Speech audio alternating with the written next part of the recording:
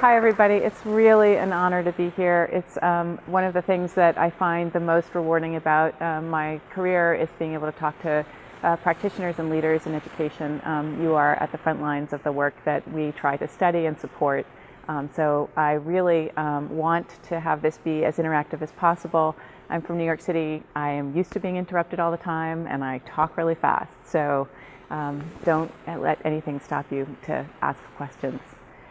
What I'd like to talk about is supporting resilience in the face of risk. And I'm sure many of you, if not all of you, have a great deal of expertise in children's exposures to risk, to adversity, and all the things that you know about how to intervene with kids. And so this is going to be an opportunity for that discussion. Just briefly, I just thought I'd give you a quick thumbnail sketch of my background as a research psychologist.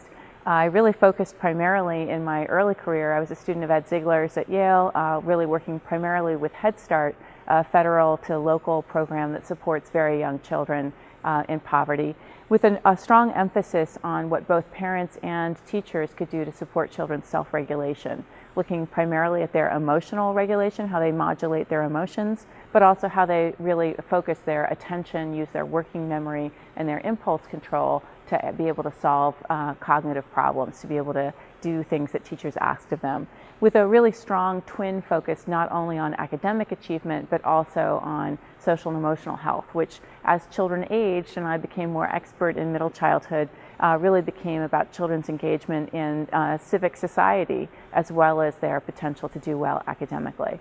And I think that's particularly important when we talk about low-income kids who are sometimes identified for their difficulty in meeting academic challenges when they're actually participating extensively in community and in ways that are very pro-social. In thinking about that, I've learned a lot more about the roles of neighborhood and district and also the roles of school. And I think that's one of the reasons that I was invited to give the talk in the spring that Dr. Spring saw, and one of the reasons that I really love speaking with schools now. But primarily, I also place those in the context of poverty and of policy. So thinking about what is the cost of poverty to children's development, and then what are the solutions that policies can offer. Before I get to those big points, I always start with this slide. So can everybody see this slide okay? Right, so what's the first thing about that bouncing purple dot, right? That's for children under the age of 18. And we actually know that the rate of poverty for children under the age of 6 is even higher. But many of you are high school administrators and middle school administrators, so it's actually relevant to talk about children under 18. So the first thing that you might notice about that dot is that it stays roughly the same across a very large period of time, from the late 1950s until 2009, and that continues. So about 1 in 5 children in the United States is facing poverty. Now, one of the reasons that I show that figure is it's centrally important for people to understand that children in poverty are not some small substratum of American society. They're actually 1 in every 5 kids. And maybe you know that, and maybe in Schenectady it's an even higher proportion of the population. It's not a really tiny fraction, but actually a substantial portion of our communities and our population. The other thing to notice about that graph is the rate of poverty for those aged 65 and older. Anybody notice anything about that particular group of people, their rates of poverty over time?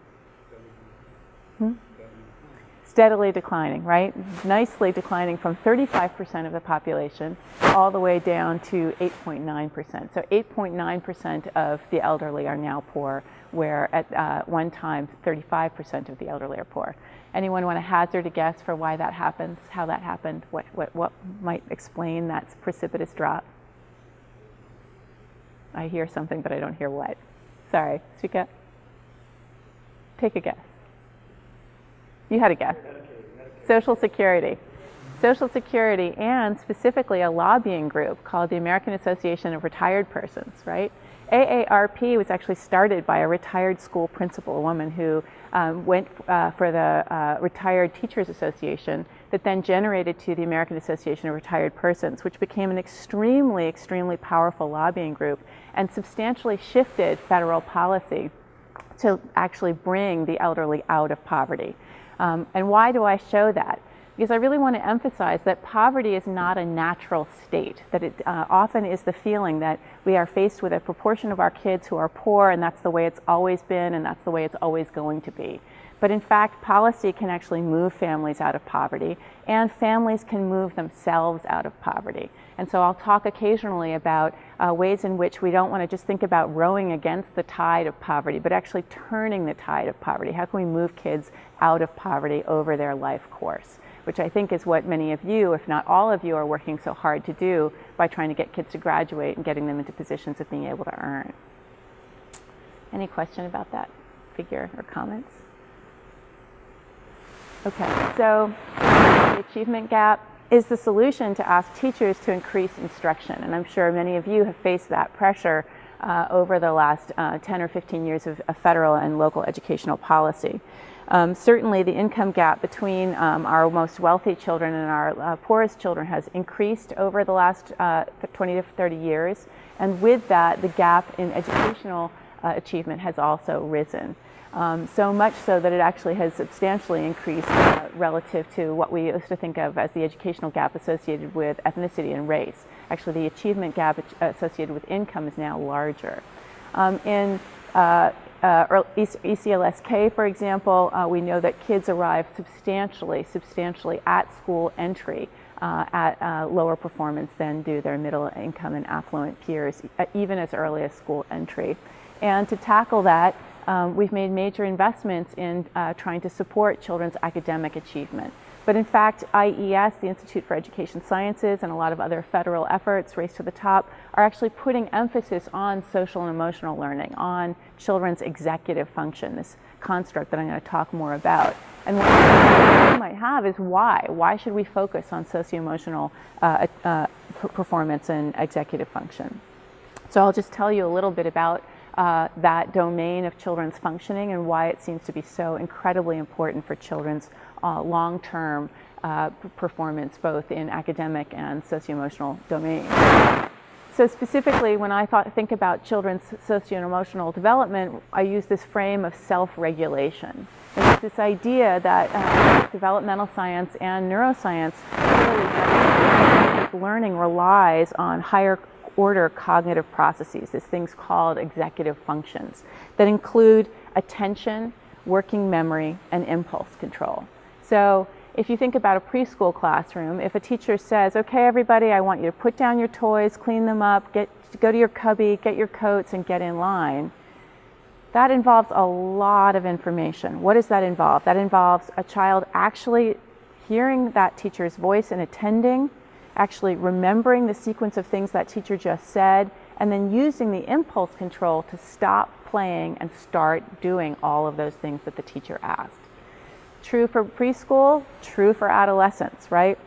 If a child is in the middle of a heated debate with a peer because somebody just said something nasty about somebody else, that child has a repertoire of cognitively informed skills that he or she knows that she can use, right?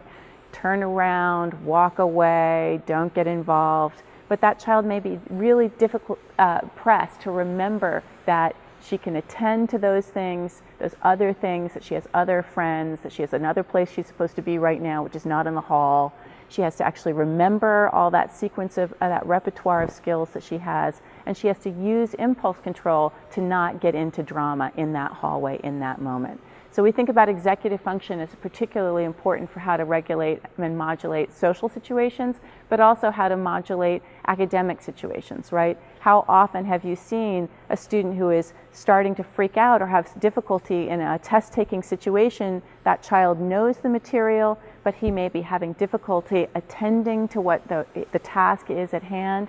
He may be having difficulty remembering what it is he knows and how to use it, and then he may have difficulty maintaining impulse control to actually complete the task rather than to get really distracted or fidgety and start really wanting to be out of the room. Those things are called executive functions. Similarly, we know that executive functions are highly related to emotion regulation, as I've just pointed out, that the extent to which people are able to down-regulate their anxiety, particularly in the middle of a very stressful situation in what we think of as a short time course, is exactly the example that I just gave.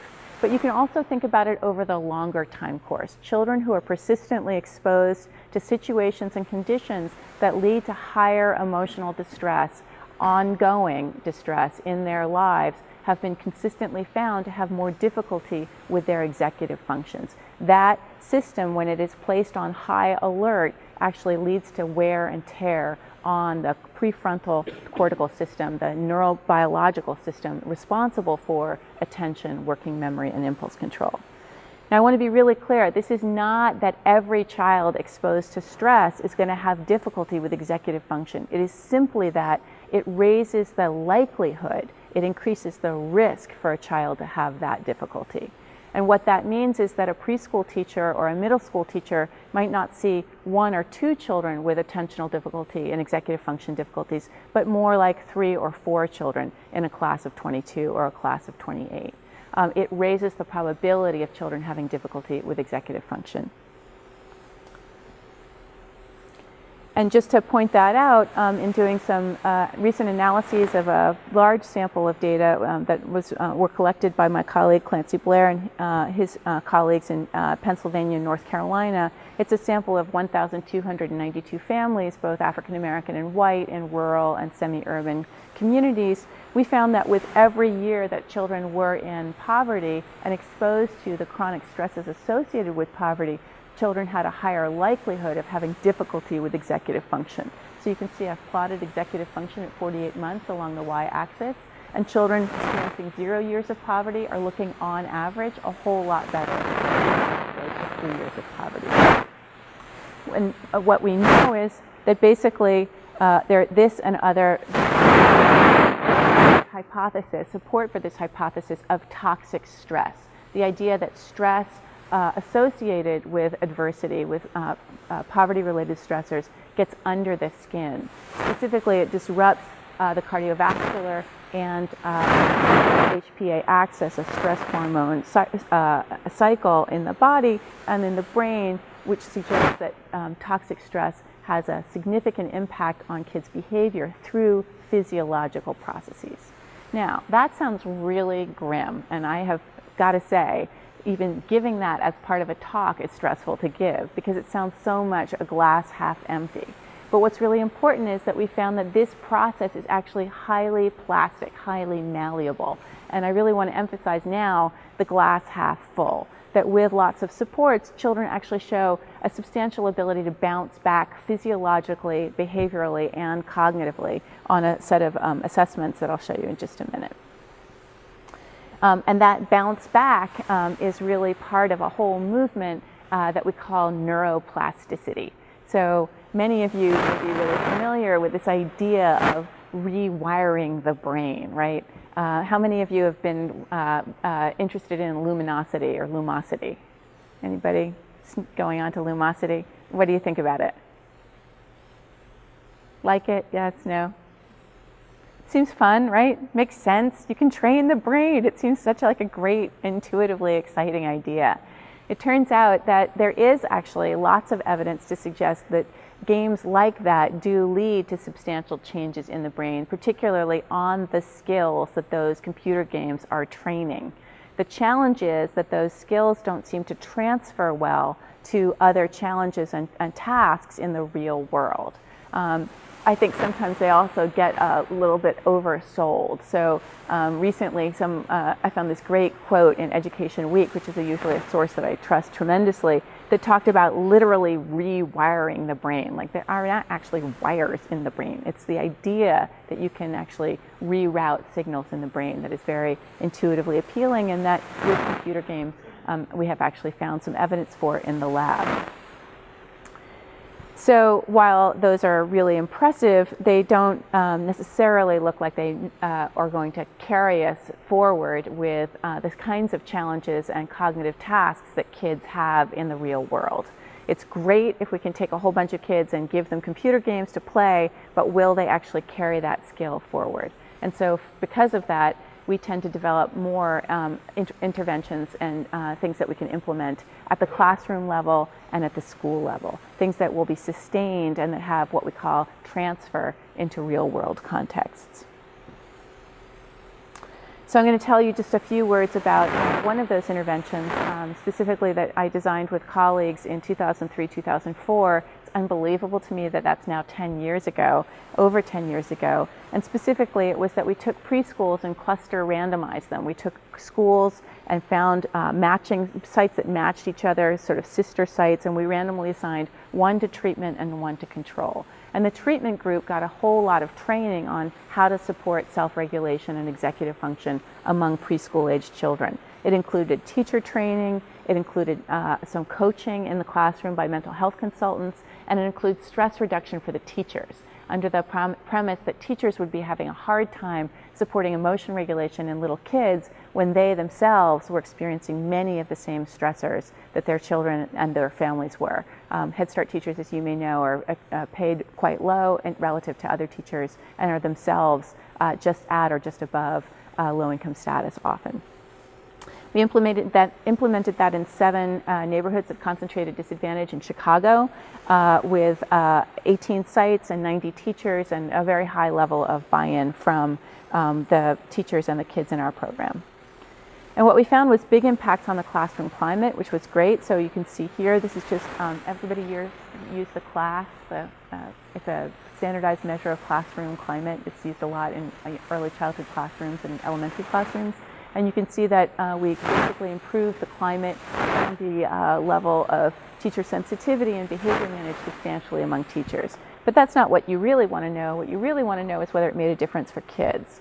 And you can see it made a big difference for kids. In terms of executive function, it substantially improved kids' executive function by almost a half of a standard deviation. It's about 4 or 5 months of learning. It improved kids' attention and impulsivity, but what was really cool was that it improved kids' letter naming and math. So even though we didn't help with instruction, teachers' instruction, we did find big gains in academically oriented topics, given that we supported self-regulation.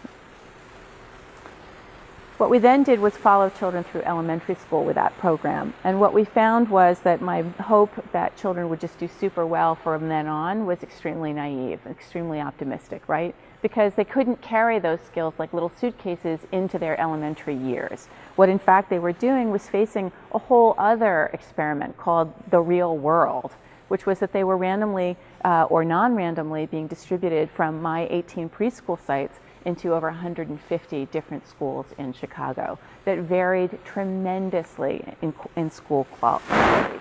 So you can see that I didn't have any control over kindergarten school quality. I didn't have any control over 3rd grade school quality. And I could do nothing about family level poverty and neighborhood level poverty, helping me to understand that that's what I really needed to focus on more. In doing that, we were really able to see the extent to which many families move substantially out of poverty, and a portion of families remain in poverty. So you can see from this, we really learned a lot more about children's experiences that are associated with poverty in terms of stressors, including turbulence across both their home and school context. Some kids moved a ton.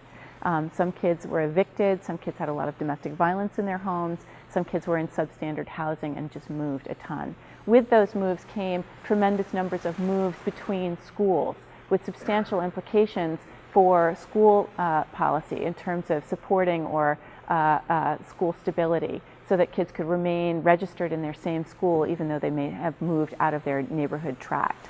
But if you just look at some of the data, you can see that 34% of our sample were never exposed to extreme poverty, but 4.82% 2% were exposed to extreme poverty all 4 waves of the data collected. Similarly, for some families, 46% of moms were always employed. They were never unemployed, but 6% were always unemployed. So there was a tremendous amount of fluctuation and mobility in children's experiences. In thinking about that, we also thought about and realized that we needed to focus more on community violence and violence in the home, specifically looking at kids' trauma exposure. And I think this is increasingly becoming very pressing as a policy interest in school systems. I've had a wonderful opportunity to partner with Kirsten Keenan and Kate Walsh on some analyses of our data, and they're working on those now. Some of their data from a previous study. And one of the things that Keenan noticed was that she started working with people who were experiencing PTSD in the National Guard after they came back from being deployed in Afghanistan. And what she noticed as she started interviewing people was that their rates of exposure to violence were actually no higher after coming back from Afghanistan than before they were deployed, particularly when she was dealing with families and individuals who had been deployed from large cities like Detroit, for example, Cleveland. So she took the data and she compared exposures to traumatic events for those who had been deployed and those in the Ohio National Guard and those who were Detroit residents. And as you can see, the rates are just unbelievably high. So in terms of the prevalence of PTSD, she found that the rates of PTSD involvement were actually almost double the rates of PTSD deployed. Now obviously that's probably informed by some bias, right? So it's probably the case that military personnel might be incentivized not to report PTSD symptoms because they would like to not actually lose their deployment status. But that said, if you go back and look at those data, the rates of folks experiencing a shooting or being stabbed, or the rates of sudden unexpected death, or the rates of witnessing a death are unbelievably high in urban settings. So my graduate students were particularly motivated to use these data that we were collecting to answer these questions for our own kids in our own sample. And what we did was we realized that we had the opportunity to pair, the way our data were collected allowed us to pair our own data with crime statistics in the city of Chicago, which experiences very high crime. And because we happened to assess each child individually, and it took us a long time to assess all 600 children, we happened to have some randomness to the way in which we assessed kids. So you can see there were some days where we would have assessed a child on the light green dot on the far right, which would have been 14 days after there might have been a shooting in the child's community. There would have been another day where we would have assessed a child and it would have fallen right before there might have been a shooting in the community. And that allowed us to really compare those children's scores relative to the child who happened to be assessed right after there had been a shooting in that child's neighborhood. And it allowed us what's called a natural experiment in the sense that we were able to capitalize on the randomness of our data collection and the way in which it fell according to children's own experiences. And these were not violent experiences that children saw. It was simply that we plotted or graphed on maps where these events occurred, and we were able to figure out the timing of those events relative to where children lived. And what we found was that it actually clearly demonstrated that being proximal to a shooting meant that children looked a lot worse on their attention and their impulse control relative to children who happened to not be proximal to a shooting, even though they lived in the same neighborhood. My doctoral student went ahead and tried to replicate that with children in our 5th grade sample, because now our children had aged and they were in 5th grade. And she simply, not simply, it was actually a lot of work, but she mapped where children lived, and then she mapped where there were homicides. There were 917 homicides that year for the student in the neighborhoods in which our students lived. And you can see that the way in which the children's residential location and these homicides lined up are extremely, extremely overlapping, right? A pretty grave, sort of startling, but for some and maybe not for others, of documentation of the extent to which our children are likely to be exposed to high crime. Showing that, and our data clearly demonstrated that students who were experiencing high crime had more difficulty in terms of modulating their attention, very similar to the previous findings when they were preschoolers, and their impulsive behavior on a task that we administered called the DOT probe.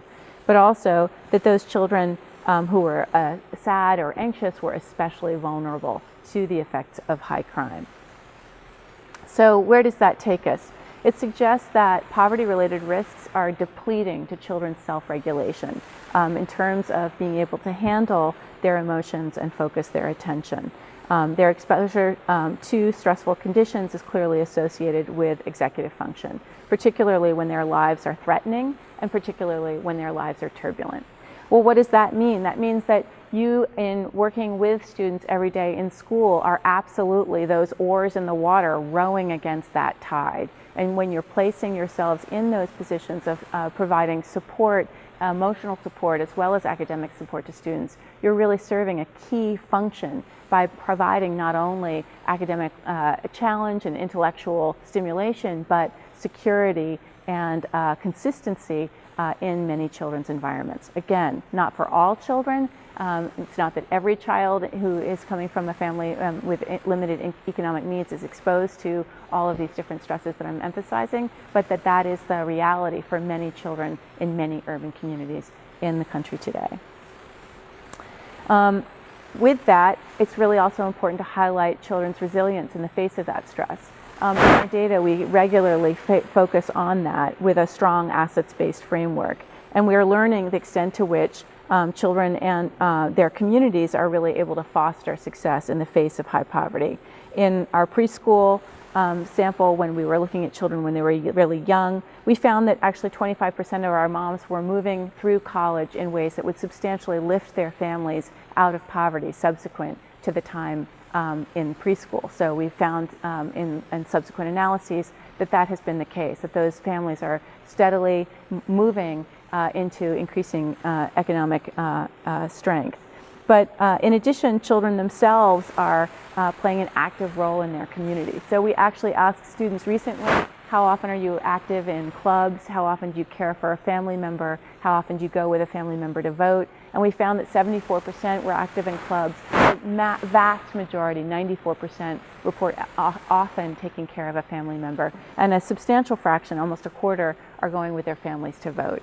And we're really pursuing that in work that we're doing now to really learn more about the extent to which children or students are civically engaged as they get older. So what can we think about in terms of district, school, and student level interventions that would support this idea of more oars in the water, specifically in terms of what schools can do?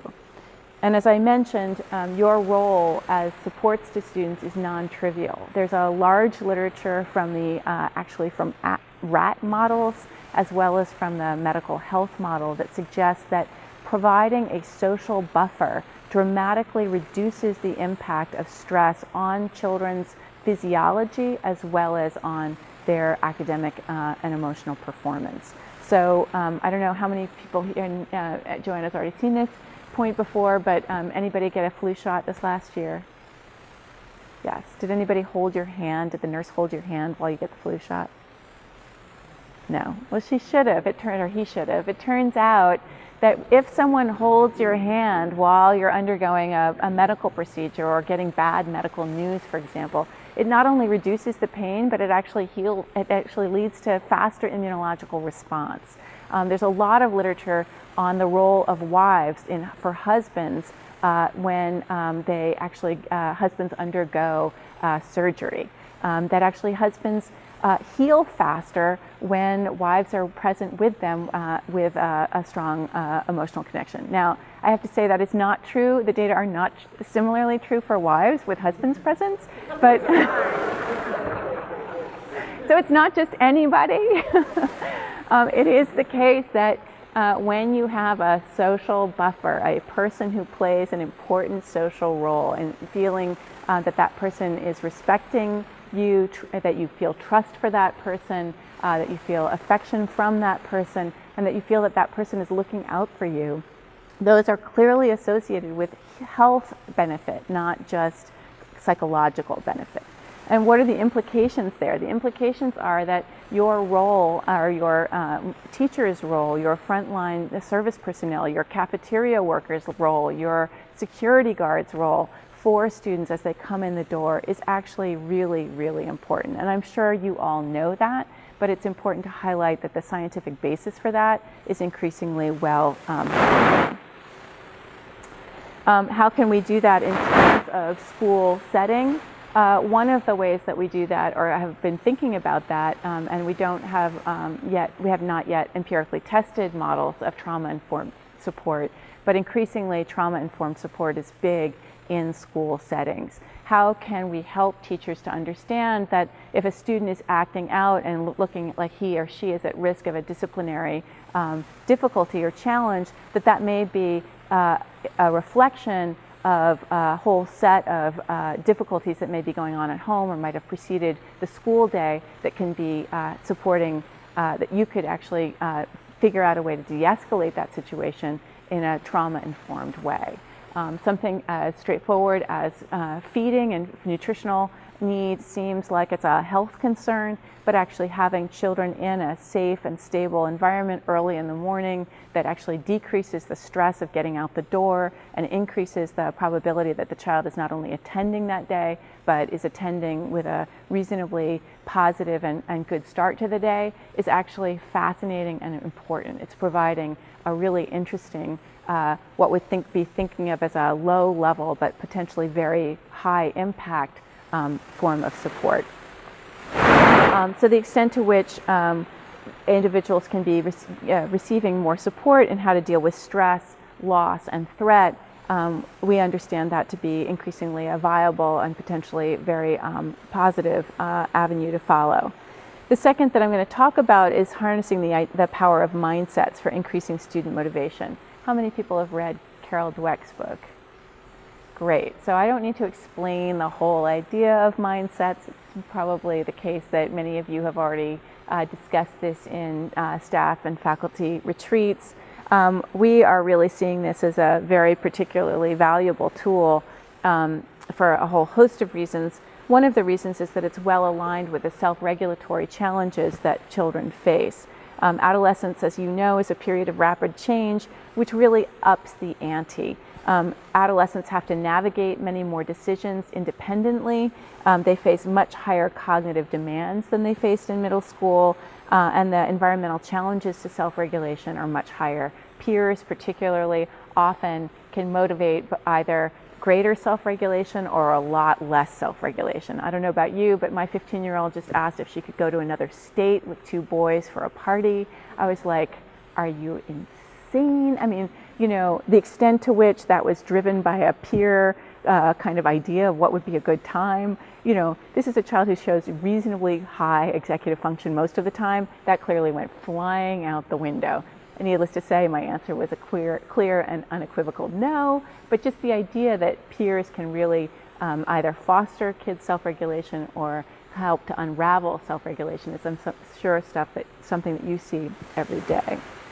Not only that, but there are changes in children's physiology, both in terms of their puberty and in terms of their prefrontal cortical development. What's going on in their actual brain development is changing rapidly in adolescence. So that brings us to the topic of stress-related anxiety. Kids experience a lot of anxiety that can be really exacerbated in the context of high stress, environmental stress, and that can really disrupt performance and motivation. And I think that Carol Dweck does an unbelievably beautiful job of writing about that. We're particularly concerned about that in terms of what we see a lot of in our sample of adolescents, which is checking out. A detachment from trying, because the stress of actually trying and potentially failing is actually worse than the stress of checking out. And the other thing that we see is choking under pressure, that when a student tries, when they're experiencing high anxiety, that anxiety actually disrupts their performance. That is so alarming that it actually leads to lower performance, which can become a cycle that's very difficult to disrupt. So what's really important with that emphasis is the idea that children actually pick up more negative cues the more negatively they feel. I don't know if anybody here has noticed that, but if you're feeling kind of blue, you notice that the person who's calling you or talking to you is not being as warm to you, that your mood actually can bias your perception of environmental cues. And if you instantiate a more happy mood through just deciding that you're going to get yourself out of it and go for a run or go hang out with a friend or go watch a movie, things can actually start to seem brighter as the day progresses. And that's because as your mood can shift, you actually receive and pick up more positive cues. It's this idea of what's called mood congruent bias. Students who are in a grumpy mood and who feel negatively are going to pick up more on the signal that their teachers might be giving them that are both positive and negative. They'll pick up more on those negative cues. The same thing with picking up on more negative cues from peers. So that idea that kids are touchy or thin-skinned or pricklish or sensitive is actually accurate. They're picking up more on those negative cues. They're more negatively biased. So how do we flip the script to get them to pick up on the positive cues that are actually out there? We think of this as we call this cognitive reappraisal, and that's what mindsets are often targeted at. So specifically with CSRP kids, our very same kids that we studied back 10 years ago in Chicago, we have been following them now through high school. Mike Masucci has been working extensively. Mike is our research assistant, graduate level research assistant, and he's been working with me and our team to follow up with our Chicago kids. And what our hope is to implement mindsets with our students in Chicago. Specifically, these exercises target implicit theories about intelligence. As you know, this whole idea that the brain can be trained, well, that fits perfectly with what we know about the brain and everything I've told you about the brain. But also what we know about intelligence, that intelligence is malleable, that you can actually look and be smarter if you work harder, right? Which is very different than what adolescents often think. We're really interested in seeing about whether students' values about school and their performance in school, and specifically their reappraisals about feelings of anxiety in the face of challenge. So we're particularly interested in that at college and career readiness. How do mindset interventions work? Have any of you actually implemented mindset interventions in your classrooms? Is this old hat? Okay, well, just briefly, it's actually can be administered now all on laptops and desktops, and we're particularly interested in doing that individually for students. In the past, it's been done actually by writing on pieces of paper for the entire classroom, but we think there's actually a great amount of leverage to be found in being able to do it on laptops and desktops individually for kids, either in groups or individuals. And what happens is first the screen pops up that talks a lot about intelligence and talks about school. And then there are ethnically matched scientists, particularly in the samples that David Yeager and Carol Dweck have been working with, African American and Latino scientists, about being scientists and about the value of learning in their So in the case of Dr. Marlon Henderson and his level of authority as a scientist at Texas and Austin, says one of the most amazing facts about human learning is that you're building skills even when you don't realize it, as long as you're working hard on your assignments. People do work in school like literary analysis, writing assignments, or math problems, and they don't always see how they're going to use it later. It may even feel boring to do all the little steps like actually look up words in the dictionary, but if you do the unfun parts of learning, your brain is getting prepared as learning skills that you can use in lots of ways in jobs that you need a college degree or jobs that don't. Now, what's really important is no teacher says this. It's actually critically important that it doesn't come from the authority figures in students' lives. That when teachers say it, for whatever reason, students think it's stupid and they don't want to hear it, right? It actually has to come from authority sources that are outside the student's daily life. Now, that seems troubling in some respects, but interesting in others, and that's one thing that we're particularly curious about. If it's peers that say it, for example, if it's teachers that are not the student's own teacher, or if it's the student's own teacher but it's said in a way that's not like, you should know that your brain is going to grow, but instead, I didn't realize that my brain was going to grow, and I thought as a failing student that I wasn't ever going to be any good, right? Where and how can those messages be delivered? These are social psychologists that know a lot about the power of persuasion, and they've worked really hard to fine-tune these messages. So we've been on the phone with David a lot to find out if we can tweak them some more, and he says, look, I've tweaked them a lot, and every time I do, things fall apart. So you can, but be prepared that they may not work. So we're going to go with a script exactly the way he's written it. But that said, there's lots of questions that come up with how these mindset interventions are designed. So that's the informational page. And then students are actually invited to write in the space below, write a few sentences to answer this question. How will learning in school help you to be the kind of person you want to be? How can learning let you help other people? If you needed to remember what you learned today, look at the picture on the right. And it has this nice little schematic about working and helping and really make a difference in the world. Now, you remember, as I said, we've learned from our 5th graders, they actually do deeply care about making a difference in the world. And we think that when we work with 8th and 9th graders, we're going to see that even more. So that's one thing that we'd really like to analyze and understand is actually say they want to learn for. But in doing that, in writing about how learning may benefit others or how they hope to benefit others and their roles in the world, it leads students to actually think more about what's called a transcendent purpose to their learning. So does this work? Many of you have read these books and you see that these findings seem kind of magic, right? Magically powerful. Beck and Jaeger have actually written a great article that addresses the seeming simplicity of these interventions to say they're not simple, they're actually just capitalizing on basic psychological, social psychological. Basically, you see that with all students, between the difference between the control group, which is the white, and the gray, which is the purpose for learning intervention, a little bit of a benefit.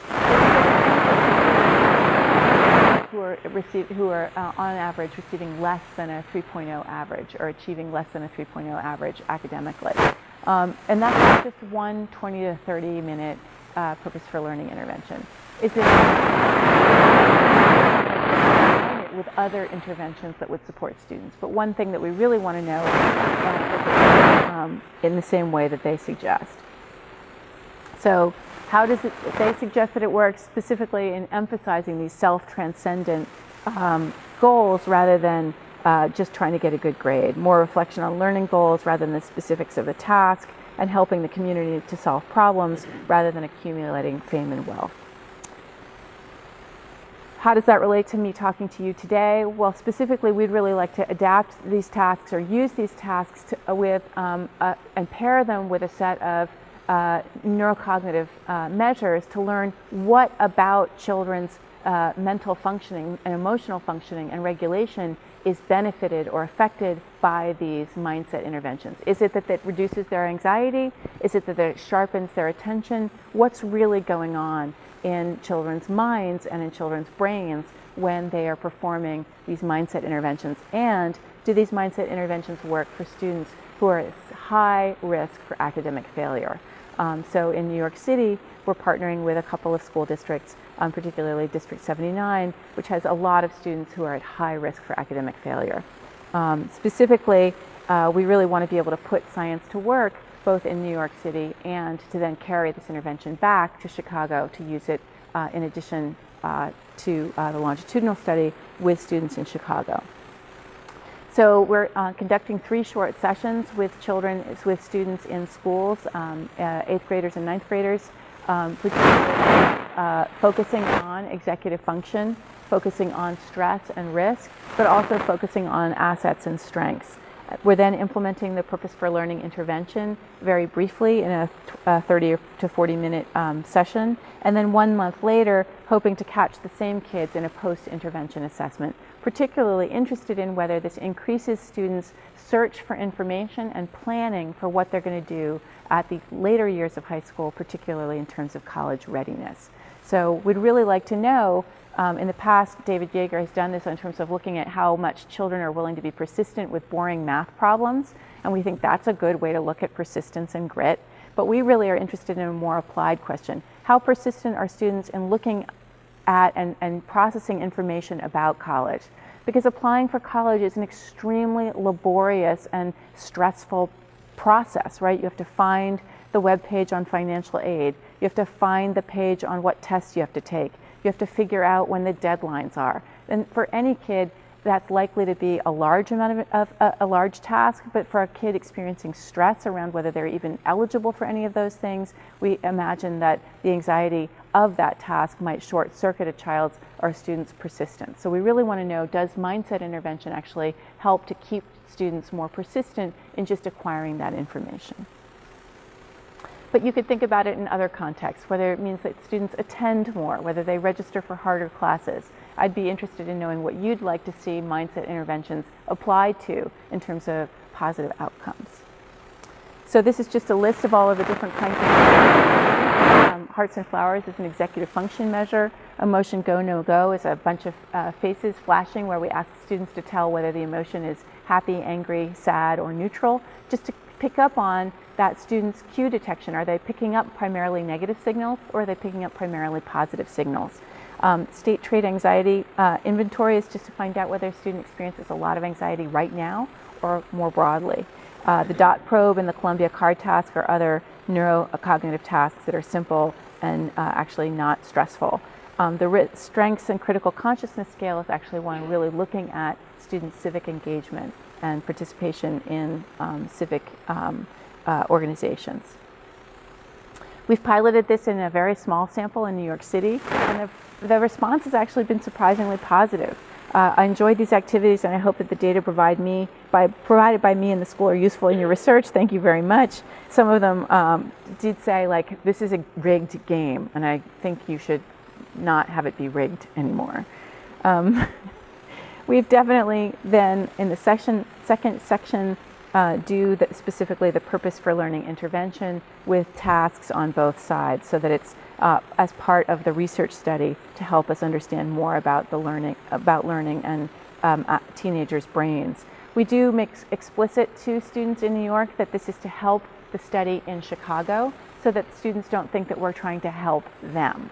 Again, David Yeager has really pointed out that when we say that it's to help the student, him or herself, students detach from the intervention. When we ask students to help us to develop the task for other students, they become much more invested and say, this was really interesting, but these are the 3 things that you should change about the task. So we're going to go with that story, and it happens to be true. When we've done this in New York, in terms of just finding out whether students make construals or attributions about why they learn in school, we found that the treatment and control groups differed tremendously on agreement, specifically on the things that I learn in school can help me make a difference for other people one day, which is really weird because we just were piloting this measure with a very small number of students. Obviously, we'd like to know whether these findings hold with a much larger group of students. Responses were things like, I want to learn about how to give back to my community using my education. I really want to become a doctor, and I think it's the perfect way to help others by using the skills I have learned in school. Whether that student actually has the potential to be a doctor in that moment is actually less relevant than the students being cued to focus on the potential to help others and academic achievement as a way to get there, rather than focusing on getting a good grade this semester. How did they respond to us? I really love these quotes. The study gives me something to think about, made me think about school in a different way, a good way. Neuroscience is cool. You should give talks to different schools saying that being cool is not slacking off in school. And I think this is really an interesting quote, because I think the extent to which kids are reinforcing for each other that to be cool you have to slack off is something that I don't know if you're struggling with here, but definitely that is true for schools both in Chicago and New York City, and that this flips the script a little bit by focusing on engaging in neuroscience about how the brain and the brain's growth is a positive and good thing. So how we hope that this might be a good partnership, we would really like to know more about what your interests are. We'd really like to involve schools in Schenectady to help make our measures and our interventions more applicable to trauma and poverty-exposed students. And we're not sure what the extent of exposure is for this community of students, but we'd like to learn a lot more to find out how much this would or wouldn't fit. For our program in Schenectady, we're looking to recruit 80 students from the ages of 13 to 16. We potentially would like to do more in future, but initially we believe in a slower, steadier on-ramp of partnership where we try to set out an achievable goal where we feel like working with a small number of classrooms is viable and works and doesn't feel too burdensome to teachers and too burdensome to administrators. Once we hit that benchmark, then we start thinking more about longer-term partnership that could involve more schools and more programs. When we partner with programs, we often need help with things like getting families and students' consent. We have an extensive consenting process, sending a note home, getting parents to go online to consent, or sending the note back. We also really need, at this age, students' assent and students' consent. Students actually have to sign, and students have to say they want to do it. And we take human subjects protection super seriously. We really, really respect students who don't want to participate or families that don't want to participate. Scheduling is always an issue. It turns out advisory seems to be working well. Incentives are also an issue. Sometimes schools have given us the wonderful incentive of giving kids a free period if they participate instead of a study hall. That seems to have won us big, huge cred in one of the schools that we piloted in. And then figuring out the schedule. So when in the school year would it be least disruptive to a school to participate, so that it's not following or right before a major period of assessment or a major period that you really need to be protected. In terms of participating students, what do they receive? We really try to make sure that it's flexible. We do randomly assign students to Mindset versus a control condition, which looks just like Mindset.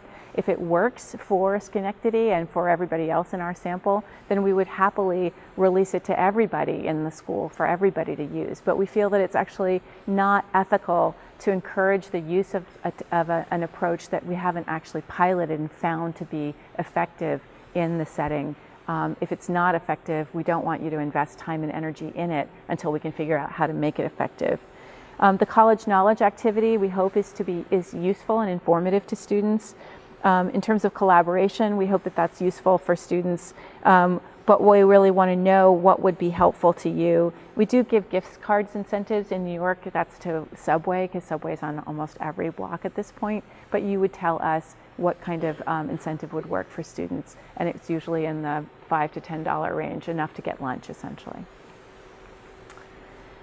So with that, we just really want to emphasize that this is about turning the tide as well as rowing against the tide. We really want to think about this not only as just more oars in the water in terms of yoking students' mental health, trauma-informed support, and motivation with academic achievement, but also yoking school climate to student educational outcome. We think about this not just in helping students to handle adversity and income inequality, but actually how to move families and students out of poverty. Your students, if you've been in the system for 3 years or longer, are parents soon after they leave your school for many of the students in Schenectady and in New York. Those parents will have children in Head Start soon thereafter, or in preschool or in universal pre-K. So this notion of supporting the economic and earning capacity of students is super important for us, in addition to actually thinking about anti-poverty policies in communities that are economically facing serious challenge. So with that, thank you very much for the opportunity to present to everybody. I can't wait for your questions and for more discussion.